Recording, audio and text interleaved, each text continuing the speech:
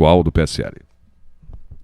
Obrigada, senhor presidente. Ontem, depois da confusão que aconteceu aqui, que, salvo o melhor juízo, só favoreceu o governo, porque foi dada por finalizada a discussão, houve uma reunião de bancada e nós convidamos o deputado Carlo Pignatari, que é o líder do governo, e o que nós dissemos para ele, e digo aqui publicamente, é que é muito difícil votar a PEC sem ter algum sinal sobre quais mudanças sugeridas serão acolhidas no PLC. Tá? O quórum para a PEC é diferente do quórum para o PLC. Qual é a nossa insegurança? E acredito que, nesse momento, falo pela bancada. A nossa insegurança é que, uma vez aprovada a PEC, todas aquelas sugestões, né, que, para a nossa bancada, são inegociáveis, são essenciais, sejam absolutamente desprezadas. Né? Dentre esses pontos, né, que, primeiramente, para mim, e depois a bancada abraçou essa causa, dentre os pontos que são inegociáveis, está a questão da alíquota para os funcionários que ganham menos. Muitas pessoas que votaram em mim estão me escrevendo, estão incomodadas com a defesa que eu estou fazendo das pessoas que ganham 1, 2, 3 salários mínimos. Muitas pessoas escrevem, mas eu votei em você, ganho mais do que isso, e não estou vendo você tão preocupada, por exemplo, com a minha categoria, ou com quem ganha tantos salários. Essa decepção, né, é respeitável, é louvável, mas eu preciso ser fiel, antes de tudo, às minhas convicções e ao sentimento que eu tenho de que nós não podemos descuidar do dever de fazer justiça. E não é justo que um funcionário que ganha um salário mínimo tenha 14% descontado do seu salário. Sobretudo porque, na esfera federal, um funcionário que ganha um salário mínimo vai ter apenas 7,5% descontado. Um funcionário que ganha entre um salário mínimo até R$ 2.000, na esfera federal, vai ter 9% descontados. Funcionário que ganha entre R$ 2.000 e R$ 3.000 vai ter 12% descontados. Eu pergunto, como é que São Paulo pega estas mesmas pessoas que na esfera federal pagam 7,5%, 9%, 12% e cobra dessas pessoas 14%? É absolutamente impossível, sob o ponto de vista da justiça. Nós não podemos compactuar com isso. Ah, isso significa que a senhora está defendendo a alíquota de 14% para os demais? Não, isso significa que nós não podemos permitir que os funcionários do Estado sejam penalizados quando a sua situação é comparada com os funcionários federais. E vou além.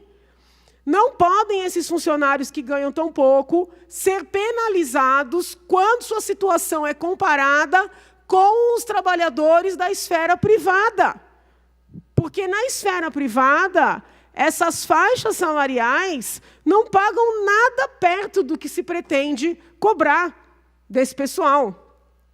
Eu fiz várias reuniões com os técnicos do governo, estou insistindo nessa emenda que apresentei já num primeiro momento, quando o PLC estava em pauta ainda. Houve o relatório do aqui presidente, deputado Gil Macia, eu apresentei, refutando as emendas todas, dentre elas a minha. Estou só narrando, viu? Não estou brigando, não, estou só narrando. Eu apresentei a mesma proposta, num pequeno conjunto de outras propostas, na emenda de plenário, né, que muitos colegas subscreveram comigo, agradeço a todos os colegas, e eu estou participando de todas as reuniões para lutar por esta ideia, né? Porque, como eu tenho dito, eu não faço coisa só para dizer que estou fazendo. O que eu falo é porque eu realmente acredito que é o certo e que precisa ser defendido. Nessas muitas reuniões, eu peço para os técnicos do governo explicarem qual é o impacto da recepção dessa minha proposta. E a resposta é sempre de uma frase: se nós acolhermos a proposta da senhora, deixaremos de recolher em 10 anos 4 bilhões. Eu não me conformo com uma resposta como essa, porque a matemática é importante, mas a matemática não responde a tudo. Nós temos que trabalhar com princípios de justiça também.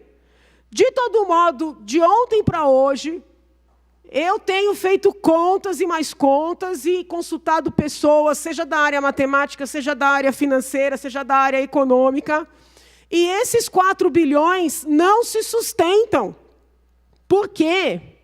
Segundo dados apresentados pelo próprio governo, nós temos, dentre os servidores estaduais, uma porcentagem de 19%, um número de 19% que recebem uma remuneração média, né, de R$ 1.484. E uma quantidade de 18% que recebe R$ 2.480. Se nós pegarmos a contribuição de 14%, fizermos incidir sobre esses números aqui, e subtrairmos do resultado a contribuição incidindo 11%, e multiplicarmos pelos meses durante 10 anos, fazendo incidir juros e correções monetárias, o número que se tem é de aproximadamente 1,5 bilhão. Ah, vamos deixar de arrecadar em 10 anos 1,5 bilhão? Vamos. Ah, isso vai fazer falta? Vai.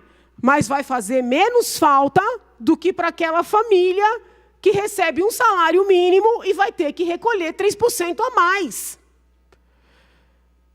Muitos colegas estão defendendo a alíquota progressiva. Eu, particularmente, prefiro que seja acolhida a minha emenda, né, que diz que até 3 salários paga 11, ou seja, segue pagando o que... Eu só peço uma comunicação para finalizar, Excelência. Segue pagando o que já paga, que é mais do que a esfera federal e mais do que a esfera privada. Então, eu estou pedindo que sigam pagando os 11 e todas as outras categorias paguem os 14 propostos pelo governo. Esclarecendo uma vez mais, não sou eu que estou mandando aumentar, porque tem gente me xingando, dizendo que eu estou querendo aumentar o imposto ou a contribuição que eles vão ter que pagar. Não sou eu. Essa é a proposta que chegou à casa, que é uma proposta coerente, né, com determinações, inclusive federais, muito embora na esfera federal tenha sido adotada uma alíquota progressiva de 7,5% para 22%. Então, dentre o que chegou para essa casa avaliar, eu entendo que é possível trabalhar com 11% e para os demais 14%. Muitos colegas estão defendendo uma alíquota progressiva com mais níveis, né? Mais níveis de incidência. Então, tem colegas falando numa tabela que vai de 11% até 17%, outros de 11% até 15,5%. Ontem, depois de sair daqui, eu fiz uma série de exercícios, né, para saber como é que nós poderíamos economizar, inclusive, esse tal 1,5 bilhão. E se nós cobrarmos 11% do pessoal que paga até 3 salários, 14% dos que ganham até 20 mil, e talvez, na linha da proposta de alguns outros colegas, 15% dos que ganham 20 mil até 40 mil, e 18% ou 17% dos que ganham acima de 40 mil, que é acima do teto constitucional, o que, inclusive, nem deveria ser permitido, mas, segundo as informações que eu recebi, foi por força de decisão judicial, nós temos um universo de 0,01%, parece que não são nem 40 funcionários. Estou finalizando, só mais um minutinho, Excelência. Se nós fizermos assim, nós conseguimos poupar esse pessoal que está na ponta. Então, pelas minhas contas, eu já apresentei isso para os técnicos, em 10 anos, poupando esse pessoal que está na ponta, nós vamos deixar de arrecadar 1,5 bilhão em 10 anos. Eles estão alegando que são 4 bilhões, mas até agora não me mostraram essa conta. Vejam, eu não estou acusando ninguém, não estou atacando ninguém, não fui agressiva com ninguém, não obstruí nada. Mas eu acho que é um direito meu entender de onde sai esse cálculo dos 4 bilhões. Que até agora ninguém me mostrou. E as tabelas que eu vi, uma vez analisadas do ponto de vista da matemática financeira, levam a um valor muito menor. Então, eu acho que essa casa tem que ter presentes estes dados. O que eu insisto aqui é que os técnicos venham novamente a esta casa, mas não com números fechados, para dizer, olha, é esse aqui. Eu quero entender o raciocínio. Eu quero entender o raciocínio. E se nós tivermos que deixar de arrecadar esse 1,5 bilhão, vamos deixar de arrecadar esse 1,5 bilhão, porque nós não podemos penalizar quem está na ponta. A verdade é uma só, o nosso sistema previdenciário e de assistência já reza, já determina que uma pessoa não pode ficar sem receber pelo menos um salário. Então, se essas pessoas nem trabalhassem, do ponto de vista da assistência, já teriam esse salário garantido no final da vida. Como é que eu posso tirar 14% por mês dessas pessoas para garantir que elas continuem recebendo esse salário no final da vida? Isso não está certo. Então, eu reitero aqui que sou favorável à reforma, a reforma é necessária, mas que nós precisamos fazer ajuste. E não adianta o governo dizer, tenho que poupar 4 milhões, tenho que arrecadar 4 bilhões, não adianta. Tem uma questão que é de princípios de justiça, e nós não vamos deixar de observar esses princípios. E é complicado aprovar a PEC sem ter o mínimo de sinal de que esse pleito vai ser acolhido. Porque é muito mais fácil conseguir o quórum para aprovar o PLC, que trata das alíquotas, do que o quórum para aprovar a PEC. É isso, senhor presidente. Havendo acordo de lideranças, eu peço a Vossa Excelência o levantamento da presente sessão. Regimental.